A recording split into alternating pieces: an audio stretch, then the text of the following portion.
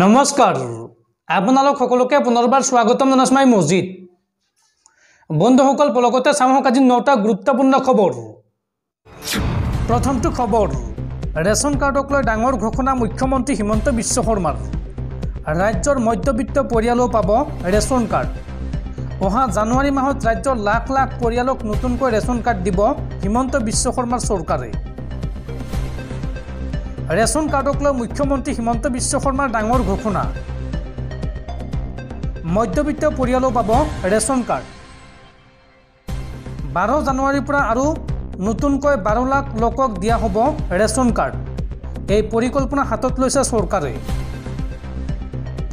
মাহিলি 30,000 টকা উপাৰ্জন কৰা ব্যক্তিও হ'ব ৰেচন কাৰ্ডৰ গৰাকী আৰু প্ৰতি মাহৰ 1 পৰা 10 তাৰিখৰ ভিতৰত ৰেচন দিয়াৰ ব্যৱস্থা কৰিব চৰকাৰে ওৱান নেশ্যন ওৱান ৰেচন নীতিৰ আধাৰত ৰেচন দিব চৰকাৰে আজি এই কথা ঘোষণা কৰিছে মুখ্যমন্ত্ৰীগৰাকীয়ে পৰৱৰ্তী খবৰ কেন্দ্ৰীয় চৰকাৰৰ বৃহৎ ঘোষণা কেন্দ্ৰীয় চৰকাৰে ভংগ কৰিলে ভাৰতীয় ৰেছলিং ফেডাৰেশ্যন সাক্ষী মালিকৰ অৱসৰৰ পাছতেই ক্ৰীড়া মন্ত্ৰালয়ে ভংগ কৰিলে ভাৰতীয় ৰেছলিং ফেডাৰেশ্যন ভাৰতীয় ৰেছলিং ফেডাৰেশ্যনক লৈ কেন্দ্ৰীয় চৰকাৰৰ গুৰুত্বপূৰ্ণ সিদ্ধান্ত ভাৰতীয় ৰেছলিং ফেডাৰেশ্যন ভংগ কেন্দ্ৰীয় চৰকাৰৰ অধ্যক্ষ সঞ্জয় সিং সন্তান সকলৰ বিষয়ববীয়াক নিলম্বন কৰা হৈছে ফেডাৰেশ্যনৰ নতুন অধ্যক্ষ নিযুক্তি পোৱাৰ পাছতেই মল্লযোদ্ধা সাক্ষী মালিকে অৱসৰ গ্ৰহণ কৰি নতুন খেলুৱৈসকলৰ বাবে চিন্তা ব্যক্ত কৰিছিল আৰু তাৰ পাছতে কেন্দ্ৰীয় চৰকাৰে এই সিদ্ধান্ত গ্ৰহণ কৰে এক সংবাদ বিবৃতিযোগে নিৰ্দেশ জাৰি কৰি ক্ৰীড়া মন্ত্ৰালয়ে কয় যে নৱনিৰ্বাচিত গোটটো ক্ৰীড়া সংহিতাক সম্পূৰ্ণৰূপে অৱজ্ঞা কৰি প্ৰাক্তন কাৰ্যালয় নিয়ন্ত্ৰণত থকা দেখা গৈছে লগতে কয় যে WFIৰ কাম-কাজ প্ৰাক্তন অধিকাৰীৰ দ্বাৰা এক নিয়ন্ত্ৰিত পৰিসৰত চলাই থকা হৈছে য'ত খেলুৱৈসকলৰ যৌন উৎপীড়নৰ অভিযোগ উত্থাপন হৈছিল আৰু এই গোচৰ প্ৰক্ৰিয়া এতিয়াও শুনানি হৈ আছে উল্লেখযোগ্য যে ফেডাৰেশ্যনৰ প্ৰাক্তন অধ্যক্ষ ব্ৰিজভূষণ চৰণ সিঙৰ বিৰুদ্ধে যৌন নিৰ্যাতনৰ অভিযোগ উত্থাপন কৰি একাংশ খেলুৱৈয়ে প্ৰায় 11 মাহ ধৰি প্ৰতিবাদ সাব্যস্ত কৰি আছিল আৰু তাৰ পাছতে কিছুদিন পূৰ্বে নতুন অধ্যক্ষ হিচাপে সঞ্জয় সিঙক নিযুক্তি দিছিল আৰু সঞ্জয় সিং ব্ৰিজভূষণৰ ঘনিষ্ঠ যাৰ বাবে খেলুৱৈসকলে আপত্তি দৰ্শাইছিল আৰু মল্লযোদ্ধা সাক্ষী মালিকে অৱসৰ ঘোষণা কৰিছিল লগতে তেওঁ আহিবলগীয়া খেলুৱৈসকলক সাৱধান কৰি দি কৈছিল যে ব্ৰিজভূষণৰ ঘনিষ্ঠ নতুন অধ্যক্ষ হিচাপে নিযুক্তি লাভ কৰিছে এয়া প্ৰতিবাদকাৰী খেলুৱৈসকলৰ এক বিফলতা গতিকে যৌন নিৰ্যাতনৰ বাবে খেলুৱৈসকল সাজু হওক আৰু তাৰ পাছতে আজি ক্ৰীড়া মন্ত্ৰালয়ে এই নিৰ্দেশ জাৰি কৰিছে পৰৱৰ্তী খবৰ শীতৰ প্ৰকোপত দেশত ভয়ংকৰ ৰূপ লৈছে কোভিড-19 বিগত 20 দিনৰ ভিতৰত কোভিডত আক্ৰান্তৰ সংখ্যা 3,742 জনলৈ বৃদ্ধি পাইছে আৰু তাৰ পিছতে কেন্দ্ৰীয় স্বাস্থ্য মন্ত্ৰালয়ে দেশৰ প্ৰতিখন ৰাজ্যলৈ দিলে জৰুৰী নিৰ্দেশনা শীতৰ প্ৰকোপত দেশত ভয়ংকৰ ৰূপ লৈছে কোভিডে দেশত কৰোনাৰ নতুন ভেৰিয়েণ্টত আক্ৰান্ত হৈ মৃত্যু হৈছে 10 জন লোকৰ মাল্টিপল ভাইৰাছে ভয়ংকৰ পৰিৱেশৰ সৃষ্টি কৰিছে 20 দিনৰ ভিতৰত কৰোনাত আক্ৰান্তৰ সংখ্যা 3,742 জনলৈ বৃদ্ধি পাইছে আৰু একেদিনাই কৰোনাত আক্ৰান্ত হৈছে 752 জন লোক কেৰালাৰ পাছত দিল্লী পাঞ্জাব ৰাজস্থান মুম্বাইত ডিটেক্ট JN.1 গোৱা হাৰিয়ানা কৰ্ণাটক তামিলনাডু আৰু গুজৰাটতো JN.1ৰ সংক্ৰমণ আৰম্ভ হৈছে আৰু এই বৰ্ধিত সংক্ৰমণক লৈ উদ্বিগ্ন কেন্দ্ৰীয় চৰকাৰ কেন্দ্ৰীয় স্বাস্থ্য মন্ত্ৰালয়ে দেশৰ প্ৰতিখন ৰাজ্যলৈ দিলে জৰুৰী নিৰ্দেশনা ইয়াৰ পাছতে অসম চৰকাৰে জাৰি কৰিলে নতুন SOP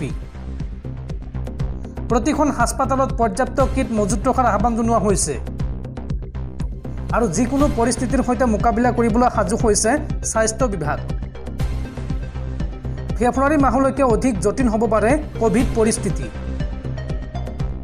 ইতিমধ্যে বিশ্বৰ ৭৫খন দেশত নতুন ভেৰিয়েণ্টে চলাইছে সংহাৰ চীনত নিউমোনিয়া জাপানত ইনফ্লুৱেঞ্জা আমেৰিকা ইউৰোপত JN.1 চলাইছে ধ্বংসলীলা আৰু ইয়াৰ পাছতে ভাৰতত ভয়ংকৰ গতিত বৃদ্ধি পাইছে JN.1 আৰু নিউমোনিয়া ৰোগী বন্ধুসকল তাৰপিছত 4 নম্বৰ খবৰটো জনোৱাৰ আগতে আপোনালৈ এটা সৰু ৰিকুৱেষ্ট, যদি তেওঁলোকে এই ভিডিঅ'ত লাইক কৰা নাই তেন্তে প্লিজ এটা লাইক কৰি দিয়ক আৰু এনেকুৱা ধৰণৰ নতুন নতুন ভিডিঅ' পাবলৈ চেনেলটো ছাবস্ক্ৰাইব কৰি কাষত থকা বেল আইকনটো প্ৰেছ কৰি ৰাখক।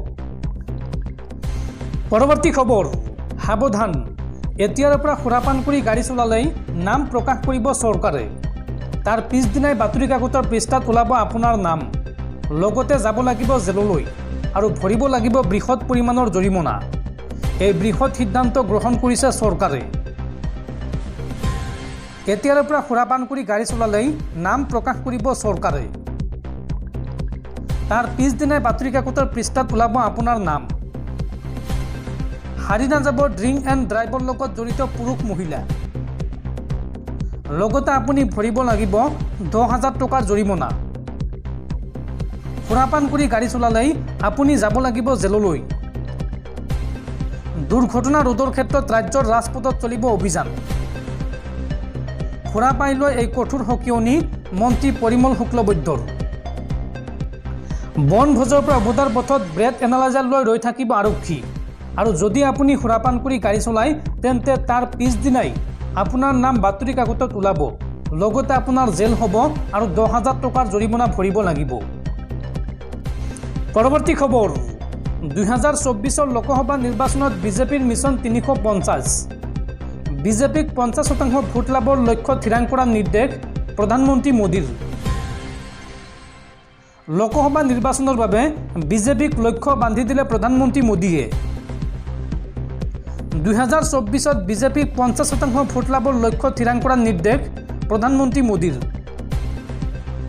লোকসভা নিৰ্বাচনত বিজেপিৰ মিছন 350খন আসন। বিজেপিৰ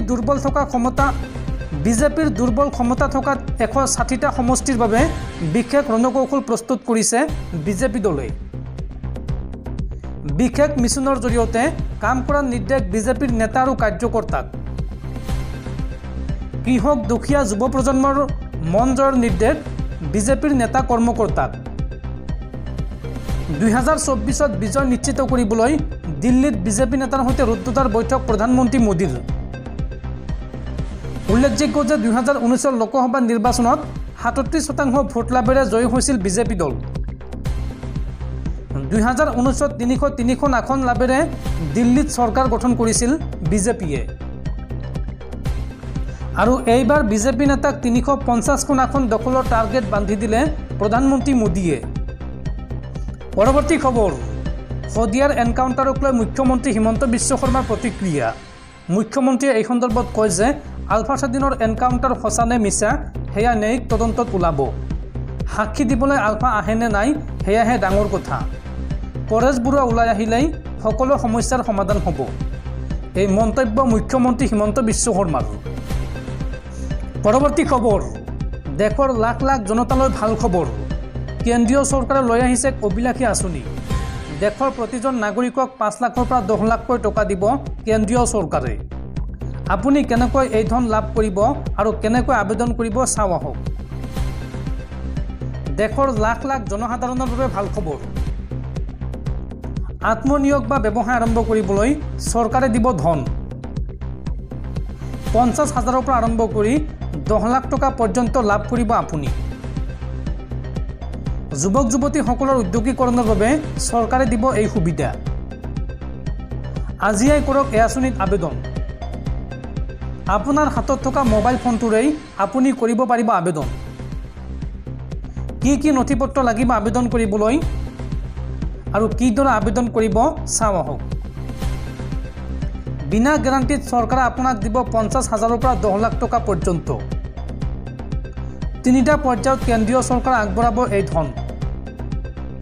প্ৰথম পৰ্যায়ত 50,000 টকা, দ্বিতীয় পৰ্যায়ত 5 লাখ টকাৰ ভিতৰত আৰু তৃতীয় পৰ্যায়ত 10 লাখ টকা পৰ্যন্ত ঋণ প্ৰদান কৰিব চৰকাৰে।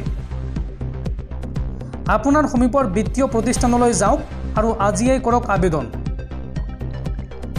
আপোনাৰ ভোটাৰ আইডি, ঠিকনাৰ প্ৰমাণপত্ৰ, পাছপোৰ্ট সাইজৰ ফটোৰ সৈতে আবেদন কৰক। অৰ্থাৎ এই প্ৰমাণপত্ৰ বা এই আইডি প্ৰুফসমূহ আপোনাক লাগিব। অথবা আপোনালোকে ভিজিট কৰক www.mudra.org.in/offerings এই ৱেবছাইটৰ জৰিয়তেও আপোনালোকে আবেদন কৰিব পাৰিব অথবা যিকোনো বেংকৰ জৰিয়তেও আবেদন কৰিব পাৰিব।